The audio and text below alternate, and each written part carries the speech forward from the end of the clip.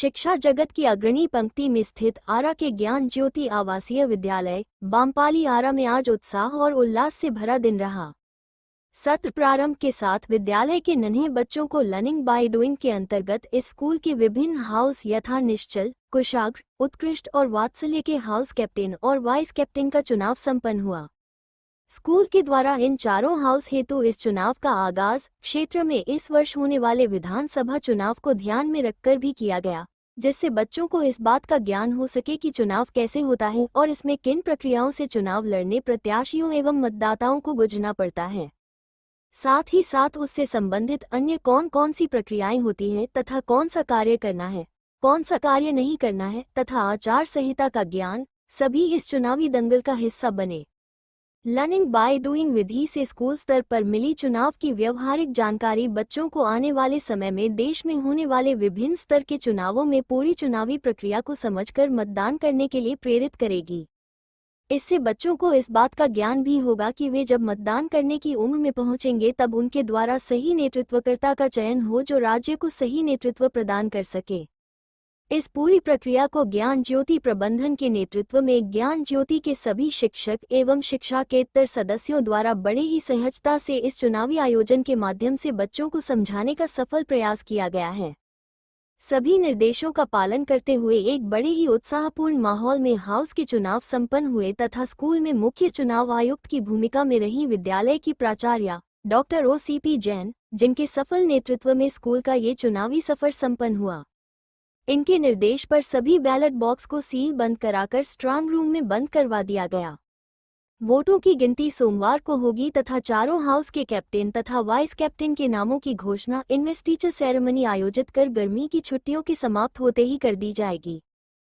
आज ज्ञान ज्योति आवासीय विद्यालय में बच्चों के बीच house captain and vice captain के इलेक्शंस कराए जा रहे हैं और इसमें हमारे डेमोक्रेसी के जो इलेक्शन पैटर्न है इसको बहुत हद तक हम लोगों ने कवर किया है और बच्चों को इसके बारे में बताया है। नॉमिनेशन से लेकर के आज की वोटिंग तक कैसे कैसे क्या क्या प्रक्रियाएं होती हैं उन सभी से सारे कैंडिडेट्स गुजरे हैं और बच्चे को भी वाकिफ़ कराया गया है ताकि बच्चे आगे चल के एक रिस्पॉन्सिबल सिटीज़न बन सके और उनको ये मालूम हो कि उनका एक वोट कितना कीमती होता है और हर इलेक्शन में उन्हें अपना वोट जरूर कास्ट करना चाहिए। जब बच्चे 18 साल के हो जाते तभी वोट देते थे, लेकिन जो बच्चे पढ़ते थे आज वो खुद देख कर रहे हैं। जी हाँ,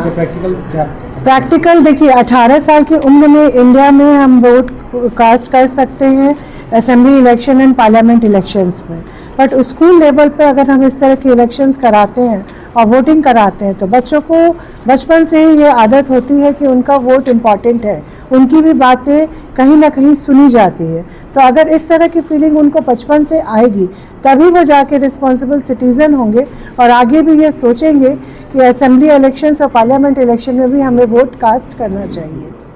मैडम, जो ये अभी कार्यक्रम हो रहा है अवेयरनेस तो बहुत ज़्यादा बढ़ेगी। वोटिंग तो हमारी आजकल एग्जामिनेशन भी चल रहे हैं तो हाफ टाइम के बाद हमने इसीलिए वोटिंग रखी है ताकि 100% वोटिंग हो। और इसके अलावा अवेयरनेस बच्चों ने जब कैंपेनिंग सुनी और पेरेंट्स अपने कैंडिडेट्स ने जब अपने आप को प्रेजेंट किया और आज जब इलेक्शन के उनको प्रोसेस समझाए गए तो बट ऑब्वियस है कि उनमें अवेयरनेस इस इलेक्शन प्रोसेस को, इस डेमोक्रेसी को लेके काफ़ी बढ़ेगी और जो उनका सिलेबस में डेमोक्रेसी पढ़ना है उसका प्रैक्टिकली वो लोग देख सकते हैं कि क्या क्या होता है डेमोक्रेसी। बच्चे 18 साल को हो जाएंगे तो डेफिनेटली बढ़ेगा, ना वो खुद बल्कि अपने फैमिली मेम्बर्स को भी वो इनकरेज करेंगे कि वोट करना चाहिए और आप सभी इम्पॉर्टेंट है और इस वोट से ही आपके रिप्रेजेंटेटिव आगे बढ़ेंगे और आप अपनी बातों को आगे रखवा सकते हैं। इलेक्शन पूर्ण रूप से प्रजातांत्रिक पद्धति पर कराया जा रहा है। इसमें आज से 15 दिन पूर्व बच्चों ने नॉमिनेशन फाइल किया चारों हाउस के लिए। हमारे विद्यालय में 4 हाउसेज हैं, उसके कैप्टन और वाइस कैप्टन का आज इलेक्शन होना है और उसके बाद इलेक्शन हो रहा है स्कूल लीडर का, जो एक बच्चा होता है चारों हाउस मिलाकर, उसका वोटिंग प्रोसेस चल रहा है। आपको यह जानकर प्रसन्नता भी होगी और आश्चर्य भी होगा कि इतने छोटे बच्चे इस प्रकार जागरूक हो रहे हैं पिछले 4 वर्षों में कि वो जब अपना कैंपेन करते हैं तो बोलते हैं कि हम तुम्हें प्रिंसिपल के पास ले चल सकते हैं, यदि हम जीत जाएंगे तो डायरेक्ट मैडम से मिलवाएंगे और तुम्हारा काम करवा देंगे यदि कुछ बचेगा तो। मैं क्रिकेट ग्राउंड के लिए डिमांड रखूंगा